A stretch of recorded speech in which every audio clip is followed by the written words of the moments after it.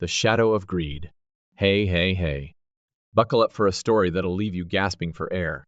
Today, we dive into the murky depths of a marriage where love took a backseat to cold, hard cash. First story. My name is Ethan, a 36-year-old man, married for 8 years with 2 beautiful children. But my life was a battlefield, a constant struggle against the insatiable greed of my wife, Amelia. My father, a man who built his empire brick by brick, was battling a relentless foe, kidney failure. For years, he fought bravely, but the last 2 years saw his health plummet. Dialysis became his grim companion, twice a week, a ritual that stole his strength and his spirit. I couldn't bear to see him suffer alone. Every Wednesday and Saturday, I'd leave work early, my heart heavy with the weight of his illness.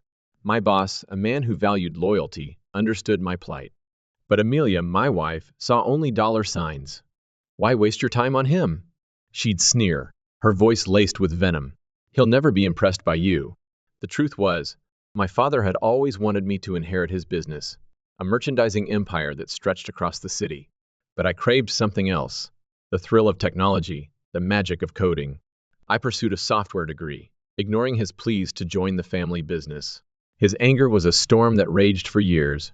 He threatened to disinherit me, to leave his fortune to charity. I stood my ground, my heart hardened by his fury. I was confident I could build my own success, that I didn't need his money. But then, 5 years ago, my mother, the only solace in my father's life, was snatched away by a cruel heart attack.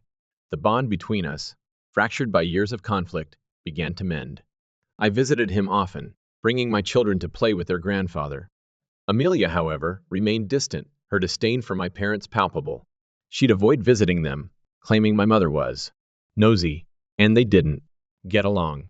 When my father announced he was removing me from his will, Amelia's true colors shone through. She launched into a tirade, accusing my parents of being mean and evil. I tried to shield my father from her venomous words, but she insisted it was about our future, our children's future. Our future is secure, I'd plead, regardless of his wealth. But she wouldn't listen. The final straw came when Amelia discovered my commitment to my father's dialysis. Every Saturday, she'd concoct elaborate plans, from hosting parties to deep cleaning the house, all designed to sabotage my time with my father. You can plan whatever you want on Sundays, I'd say, but Saturdays are for Dad. But she wouldn't budge. Her tantrums became a weekly ritual, a symphony of resentment and bitterness. I'd rush to my father's side, my heart pounding with guilt and frustration. The drive to the dialysis center, once a time for shared memories, became a race against time. I'd speed, weaving through traffic, my mind consumed by the ticking clock. Amelia's relentless attacks chipped away at my resolve. My father, weakened by his illness, would often suggest I let the nurse take him to the center. He saw the desperation in my eyes, the frantic glances at my watch. "I'm just trying to be a good son," I'd whisper, my voice choked with emotion. But Amelia's accusations echoed in my ears, a constant reminder of her disdain. "You're wasting your time," she'd hiss. "He's already disinherited you." One day, she delivered her ultimatum. "Choose, him or me." My heart shattered. "He's not going to be with us forever," I pleaded, my voice trembling. "He's dying." "Then choose wisely." She spat, her eyes cold and calculating. "Someone who'll be with you forever, or someone who's going to die soon." The words pierced me like shards of ice. "I choose my father," I said, my voice firm, my heart heavy. "He's dying, and he needs me." Amelia packed her bags and left. I didn't stop her. I needed space, a moment to breathe. The next day, a divorce paper arrived, a cold official document that confirmed the inevitable. I signed it without hesitation, a sense of relief washing over me. Amelia called, her voice a torrent of rage. "How could you just sign it?" she screamed. "Didn't you even try to plead with me?" Her mother, a woman who had always been a silent observer, snatched the phone. "You should have acted like a man," she barked. "Tried to pacify your wife." I laughed, a bitter, hollow sound. "She wanted a divorce," I said. "I gave her what she wanted." Amelia, in a final act of spite, declared she wanted nothing from me, not even the children. "You can have them," she said, her voice dripping with disdain. "I don't want them," her mother chimed in. "She's still young. She doesn't want the baggage of children." I felt a pang of sadness for my children, but a sense of liberation washed over me. I was free. But the weight of my father's illness, the constant fear of losing him, pressed down on me. I was juggling work, caring for my children, and tending to my father's needs. She's incapable of being supportive. A friend said, his voice filled with sympathy. You deserve someone who'll stand by you, not tear you down. I knew he was right. Amelia had never been interested in me, only in the wealth she thought I would inherit. Update 2. I moved into my father's house, a decision that brought a sense of peace. My children, surrounded by their grandfather's love, thrived. Amelia, however, was furious. She'd underestimated my strength, my ability to navigate this new reality. You'll never be able to handle it all.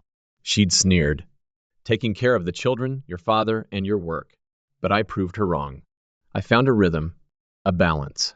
My father, surrounded by the laughter of his grandchildren, seemed to find a renewed sense of purpose. The divorce, I realized, was the best thing that ever happened to me. Update 3. My father passed away peacefully in his sleep, a smile on his face. He'd spent his final months surrounded by the love of his family, his heart filled with joy.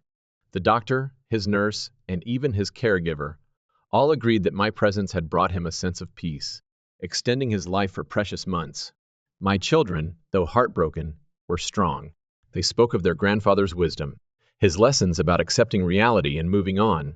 Life never stops for anyone. They'd say, their voices filled with a maturity beyond their years. But there was one final twist, a revelation that left me reeling. My father's lawyer summoned me to his office, a somber meeting that would change everything. Your father has willed you his entire estate, the lawyer said, his voice grave. His business, his house, everything. I was stunned. But he told me he'd given it all to charity. I whispered, tears welling in my eyes. The lawyer smiled. He always intended for you to be his heir. The will was never altered. My father had never abandoned me. He'd orchestrated this elaborate charade, a test of my character, a way to ensure I wouldn't be swayed by the allure of wealth. I was overwhelmed with emotion, a torrent of guilt and gratitude washing over me. He was proud of you, the lawyer said, his voice soft. He knew you wouldn't give up on your passion, even if it meant losing your inheritance. I was the decision maker now, the master of my father's legacy. I could take back the business, rebuild it, make it soar to new heights. I returned home, my heart heavy with grief, but also filled with a newfound purpose. I told my children about their grandfather's will, the legacy he'd left them. We visited his grave, placing flowers on his resting place.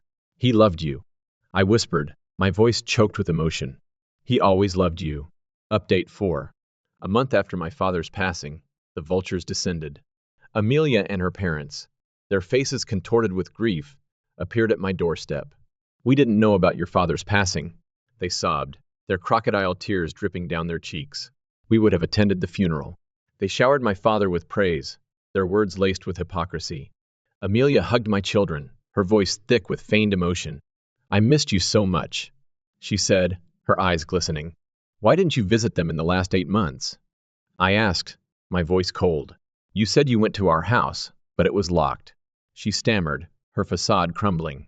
Her parents, their greed shining through their crocodile tears, chimed in. Let's forget the past, they said. The children need a mother. I laughed, a sound that echoed with scorn. They needed her when she abandoned them, I said. Now they're used to her absence. Amelia, her face contorted with anger, pleaded for reconciliation. I love you, she said, her voice trembling. I miss being with the children. You don't love me, I said, my voice laced with venom. You love my father's money. You and your greedy parents are here to leech off my inheritance. Amelia, her face flushed with rage, accused me of being cruel. I didn't demand alimony, she said, her voice dripping with indignation. But now I want what's rightfully mine, half of your father's wealth. Do whatever you want, I said, my voice cold. I'll fight you tooth and nail, but I won't give you a penny. She stormed out, her face twisted with fury.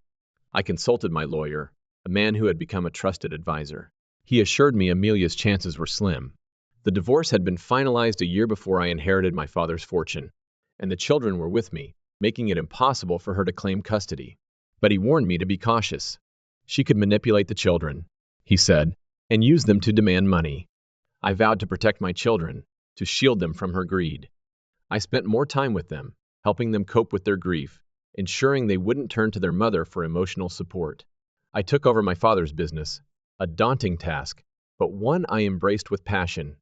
I had the time now, the freedom to build a legacy worthy of my father's name. I planned a vacation for my children, a trip to the Bahamas, a reward for their resilience. Amelia, I knew, was busy scouring the city, searching for a lawyer who would take her case. But I wasn't worried. I had the truth on my side and the love of my children. The shadow of greed had been lifted, replaced by the warmth of family and the legacy of a father who had always believed in me. Outrow. Amelia's greed was a testament to the emptiness of her soul. She was a woman who saw only dollar signs, a woman who couldn't comprehend the value of love, loyalty, and family. But I had emerged from the ashes, stronger, more determined than ever. I had my children, my father's legacy, and a future filled with hope. And Amelia? She was just a footnote in my story, a reminder of the darkness that had once threatened to consume me.